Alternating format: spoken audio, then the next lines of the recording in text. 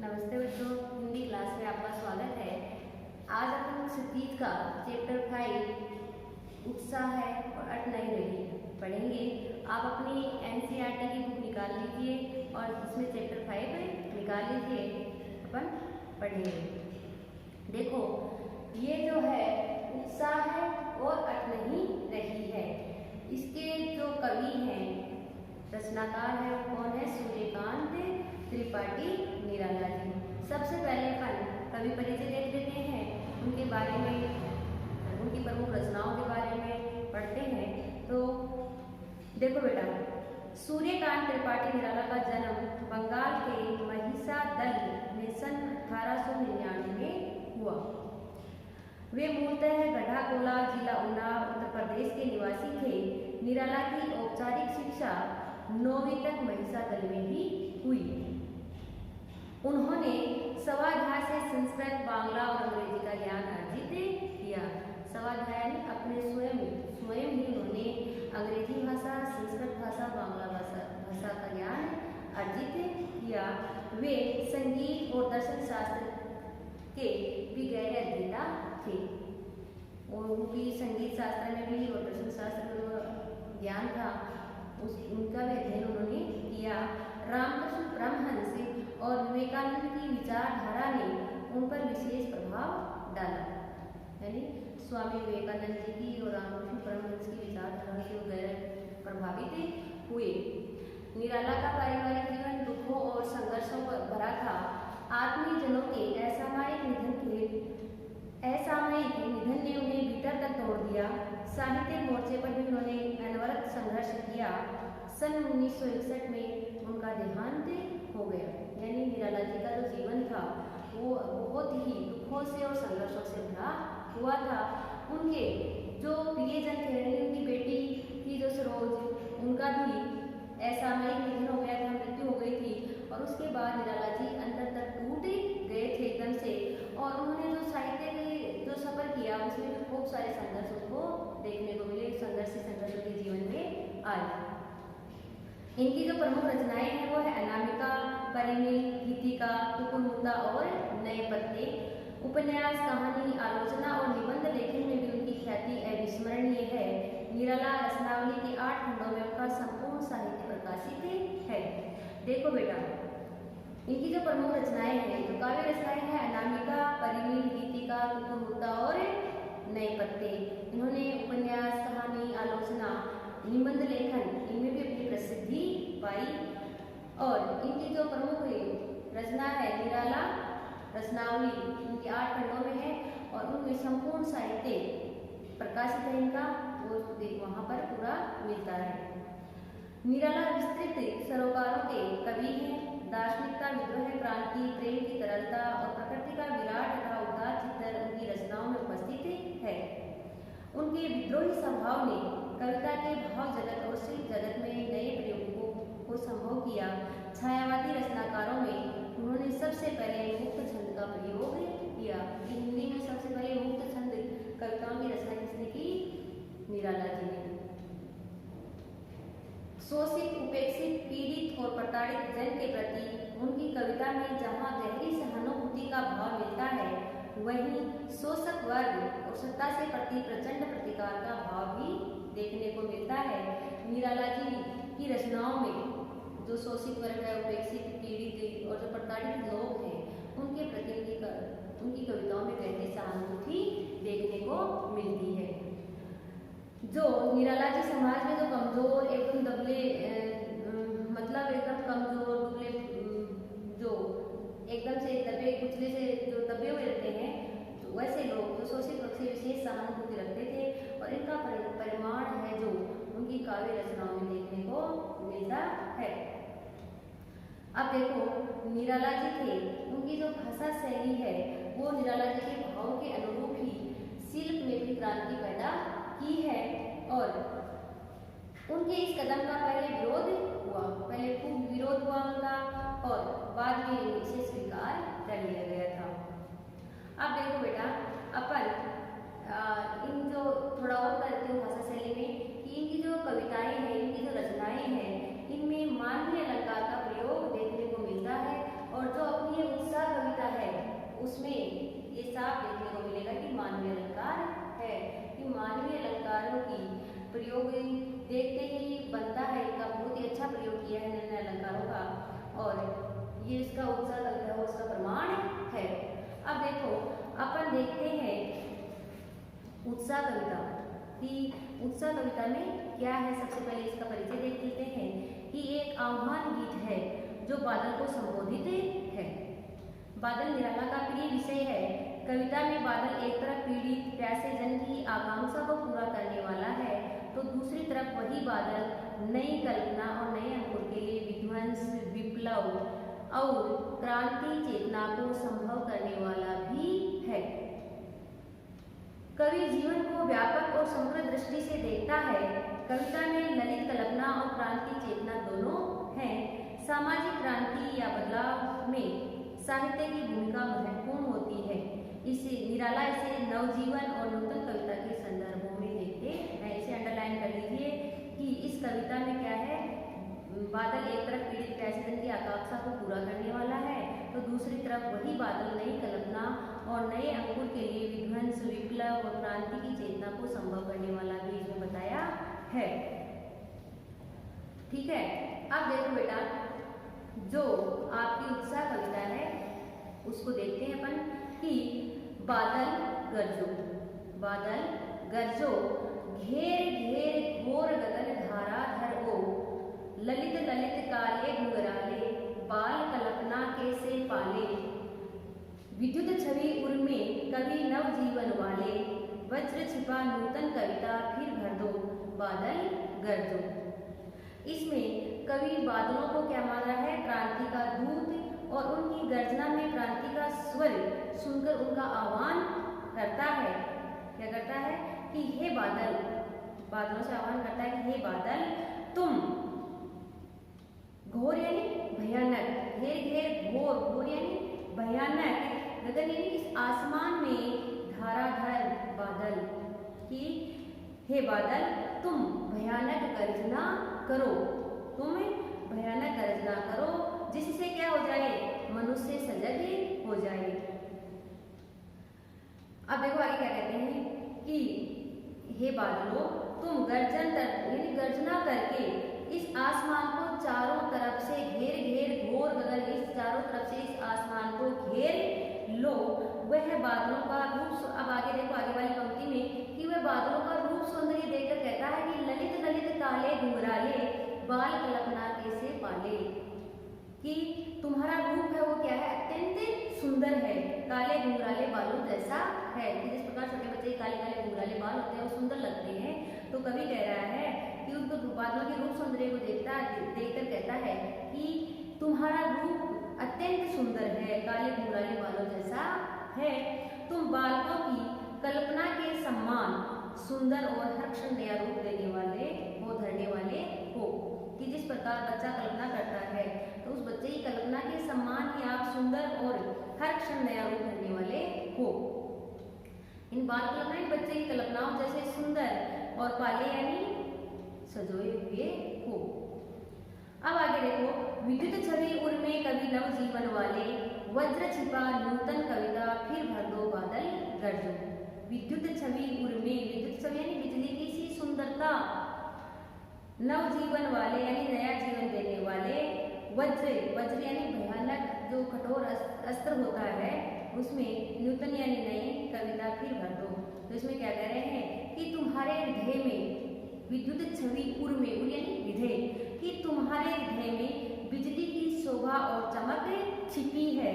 कवि बादलों को नव जीवन देने वाले तथा अपने हृदय में वज्र छिपा, अपने हृदय में क्या है, भयानक वज्र छिपाने वाला कहते हुए युवा कवियों से आह्वान करता है, युवा कवि जो है उनसे आह्वान करता है कि वे भी लोगों में जोश पैदा करने वाली नई कविताओं का सृजन करें। यानी कवि नव जीवन वाले कि जो लोग हैं उनमें ऐसा जोश पैदा कर दे, उन कविताओं को पढ़कर उन लोगों में इतना जोश आ जाए कि ऐसी कविताओं का सृजन करें, ऐसी कविताओं की रचना करें, ताकि जो यहाँ पर जो अलसाए हुए जनमानस हैं वो उनमें क्या जाए, विप्लव और क्रांति का जोश भर जाए। हे बादल, बादल गरजो कि हे बादल तुम बार बार गर्जना करो। कवि क्या कह रहे हैं? बादलों से आह्वान कर रहे हैं कि हे बादल तुम बार बार ऐसे गर्जना करो। अब देखो आगे है कि विकल विकल उन्मन थे उन्मन, विश्व के निदाग के सकल जन, आए अज्ञात दिशा से अनंत के घन, तप्त धरा जल से फिर शीतल कर दो बादल गरजो। कि अब आगे कवि क्या कर रहे हैं? विकल यानी जो परेशान है, जो व्याकुल है। उन्मन थे उन्मन यानी अनमने भाव से किसी कार्य में कोई मन नहीं लगना। अपन किसी को कहते हैं ना कि आप अनमने से, जैसे उनमने से बिना मन नहीं लगता किसी काम में, ऐसे बिना मन के से लगे हुए से बैठे रहते हैं, वैसे वो उदासी का जो भाव होता है उसके लिए कहा है कि आप विकल विकल यानी व्याकुल जो लोग हैं, उन्मन यानी जो अनमने हैं, जिनका किसी कार्य में मन नहीं लग रहा है, जो उदास है।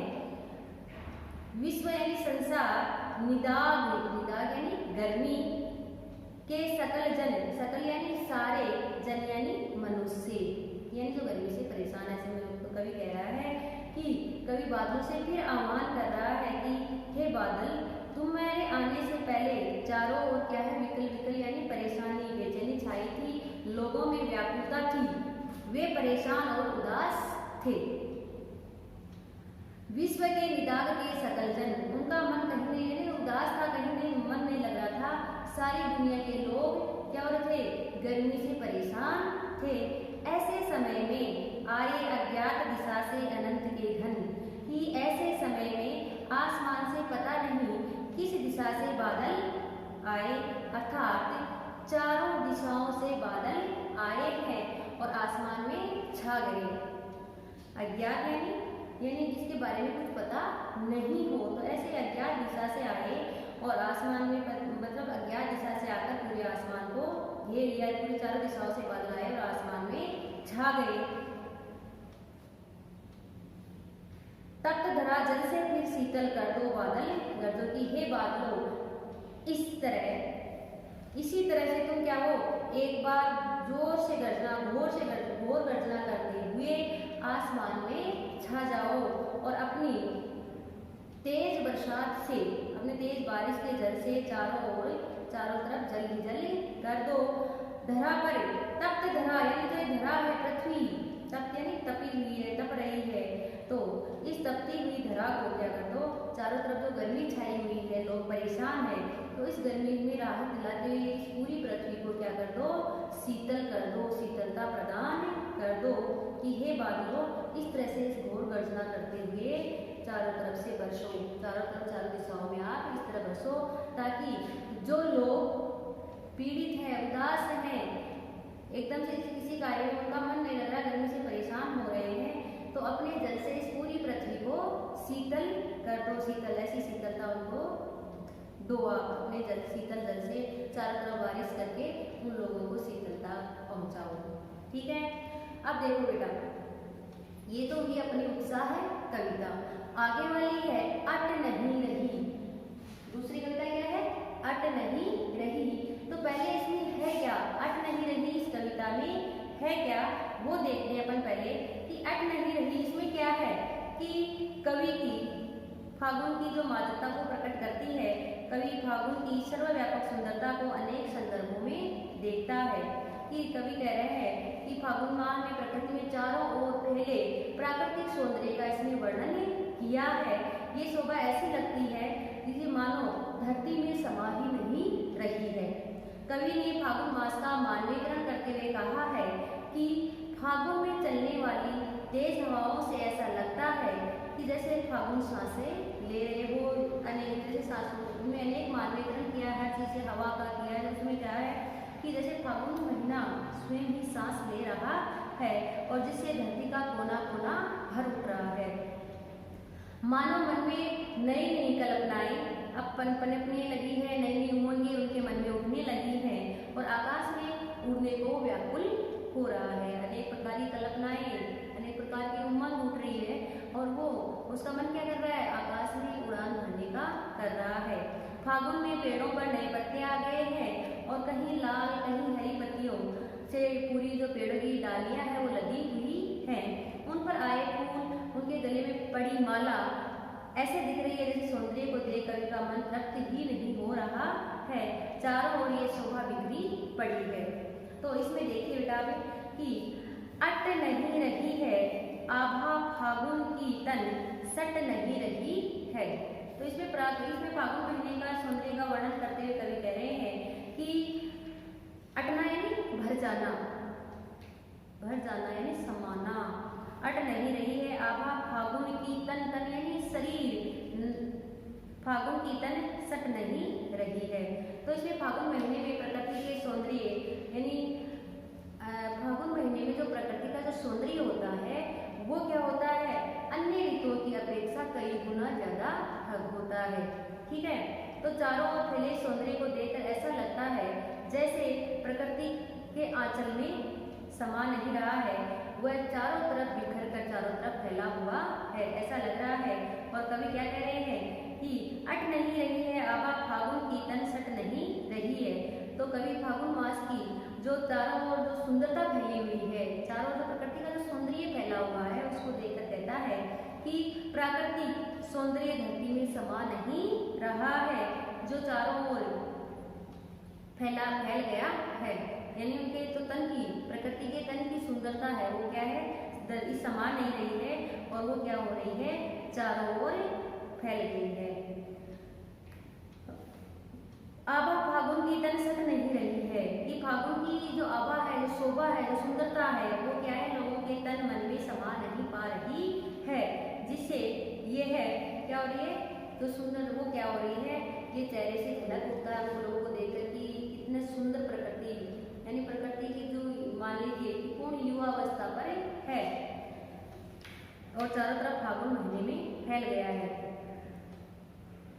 अब देखो अब आगे कवि क्या कह रहा है, कहीं सांस लेते हो घर घर भर देते हो, उड़ने को नभ में तुम पर कर देते हो, आंख हटाता हूँ तो हट नहीं रही, पत्तों से लगी डाल कहीं हरी कहीं लाल, कहीं पड़ी है उर्मी मंद गंध पुष्प माल, पाट पाट शोभा श्री पट नहीं रही है।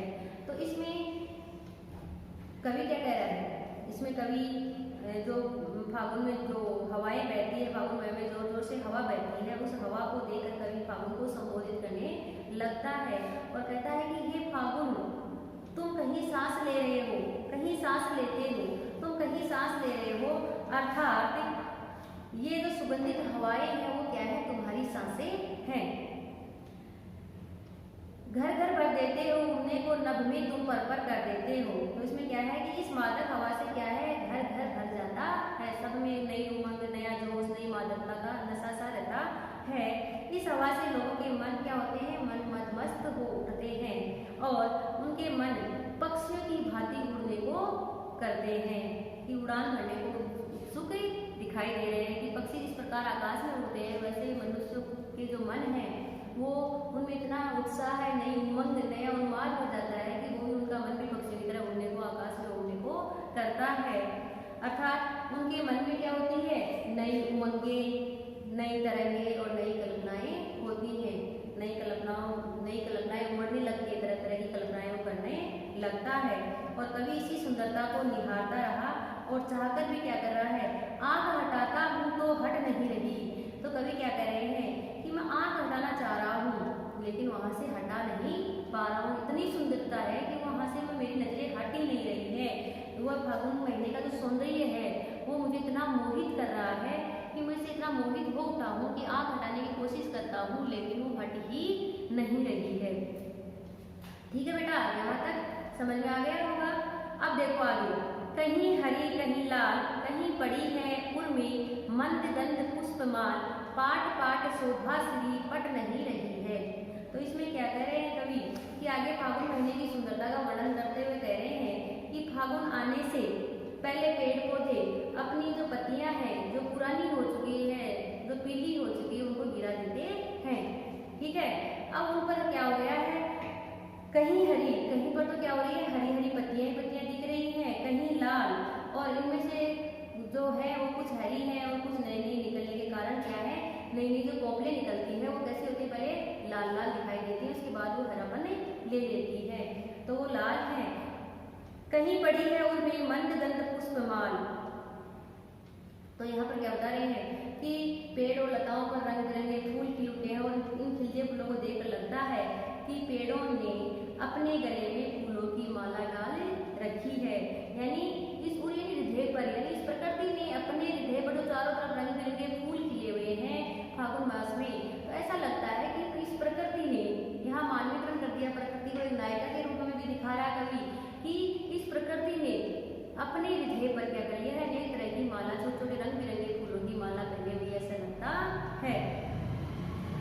इन फूलों मंद गंध पुष्पमाल पाट पाट शोभा श्रीपट नहीं रही है, कि इन फूलों की जो भीनी भीनी महक आती है, जो खुशबू आती है, उससे पूरा वातावरण क्या हो रहा है, महक रहा है। ऐसे मनोरम फागुन में जगह जगह बिखरा हुआ सौंदर्य देखकर लगता है कि पाट पाट यानी स्थान स्थान पर इसकी इतनी सुंदरता है, हर स्थान स्थान पर इतनी सुंदरता और दिख रही है कि पट नहीं रही है, कि ये आवश्यकता से अधिक होने के कारण धरती में समा नहीं रही है। ठीक है, तो इस कविता में तो क्या किया, पहली कविता जो उत्साह है उसमें तो क्या किया गया, बादलों को आह्वान कर रहा है, मानवीकरण किया, वहां पर भी प्रतिकार लिए हुए कविता। और दूसरी है जो अट नहीं रही, इसमें फागुन मास के सौंदर्य का वर्णन करते हुए यहाँ पर भी मानवीकरण, प्रकृति का मानवीकरण दिखाया गया है, फागुन महीने का मानवीकरण दिखाया गया है इसमें। ठीक है, तो बेटा आशा करती हूँ कि यह पाठ आपको अच्छी तरह से, कविता आपको अच्छी तरह से समझ में आ गई होगी। इसके जो अभ्यास प्रश्न है वो आपको करवा दिए गए हैं। एक बार फिर देख लीजिए कि कवि बादल से फुहार रिमझिम या बरसने के स्थान पर गरजने के लिए कहता है क्यों। तो इसमें क्या करता है कि बादल फुहार रिमझिम बरसने के स्थान पर गरजने के लिए इसलिए कहता है क्योंकि कवि को बादल क्रांति के दूत के रूप में नजर आते हैं और समाज में क्रांति लाने के लिए विनम्रता की नहीं उग्रता की आवश्यकता होती है। उग्रता जरूरी होती है, विनम्रता से क्रांति नहीं आती है समाज में। बादलों की उग्रता उनके गर्जन में छिपी होती है और जिससे लोग क्या हो जाते हैं, सचेत हो जाते हैं। दूसरा प्रश्न देखिए, कविता का शीर्षक उत्साह है क्यों रखा गया है। तो इसमें क्या है कि कवि ने कविता का उत्साह इसलिए रखा है क्योंकि कवि बादलों के माध्यम से क्रांति और बदलाव लाना चाहता है। वह बादलों से गरजने के लिए कहता है और बादलों के गर्जन में उत्साह समाया है, तो दूसरी ओर लोगों के उत्साह का संचार करके क्रांति के लिए वो तैयार करता है। इसलिए इसका शीर्षक क्या रखा गया है, उत्साह है रखा गया है। कविता में बादल किन अर्थों की ओर संकेत करता है, तो बहुत सारे अर्थों की ओर संकेत करता है। क्रांति के दूत के रूप में, समाज में बदलाव लाने के लिए उत्साह भरने वाले के रूप में, लोगों के जो कष्ट है, जो ताप है, उसको हरकर शीतलता प्रदान करने वाले के रूप में, और जल बरसाने वाली शक्ति विशेष के रूप में है। अब देखो अगला है कि 8 इसमें देख लीजिए, कवि की आंख फागुन की सुंदरता से क्यों नहीं हट रही है। जो इम्पोर्टेंट क्वेश्चन है वो बता रही हूँ मैं, बाकी आपको करवा दिए गए नोटबुक में। तो इसमें कवि की आंख फागुन की सुंदरता से क्यों नहीं हट रही है, इसलिए नहीं हट रही है क्योंकि फागुन में चारों ओर सौंदर्य बिखरा पड़ा है। पेड़ पौधों पर नई नई पत्तियां आई हैं, लाल हरी पत्तियों से सौंदर्य बढ़ रहा है प्रकृति का। पेड़ पौधों पर खिले फूल देखकर लगता है जैसे पेड़ों ने, इस प्रकृति ने अपने हृदय पर क्या है, माला धारण कर ली है। और इस सौंदर्य ने आंखों को अपनी ओर खींच रहे हैं, अपनी ओर आकर्षित कर रही है सौंदर्य प्रकृति का, इसलिए हटा नहीं पा रहा है। अगला प्रस्तुत कविता में कवि ने प्रकृति की व्यापकता का वर्णन किन रूपों में किया है। तो व्यापकता का वर्णन अनेक रूपों में किया है। फागुन महीने में प्रकृति अपने असीम और अद्वितीय सौंदर्य बिखराए सर्वत्र व्याप्त होती है। उनकी व्यापकता बाग, घर, वन, तन, मन आदि सभी जगह में देखने को मिलती है। खुशबूदार हवाओं के रूप में घर घर व्याप्त है। लाल हरी पत्तियों से, पेड़ पौधे, रंग बिरंगे फूलों से, बगीचे बागीचे सब क्या हुए ढके हुए हैं। इस प्रकार सुगंध और नवीन कल्पनाओं की उड़ान भरती हुई हर तन मन में व्याप्त है। अगला है कि फागुन में ऐसा क्या होता है जो बाकी ऋतुओं से भिन्न है। इसमें क्या है कि प्रकृति अपने सौंदर्य पर पूर्ण उफान पर होती है, जो बाकी ऋतुओं में देखने को नहीं मिलता है। क्योंकि गर्मी में तो क्या होता है, पेड़ पौधे एकदम मुरझाए हुए से, लोग एकदम परेशान से दिखाई देते हैं, व्याकुल से दिखाई देते हैं। लेकिन फागुन महीने का जो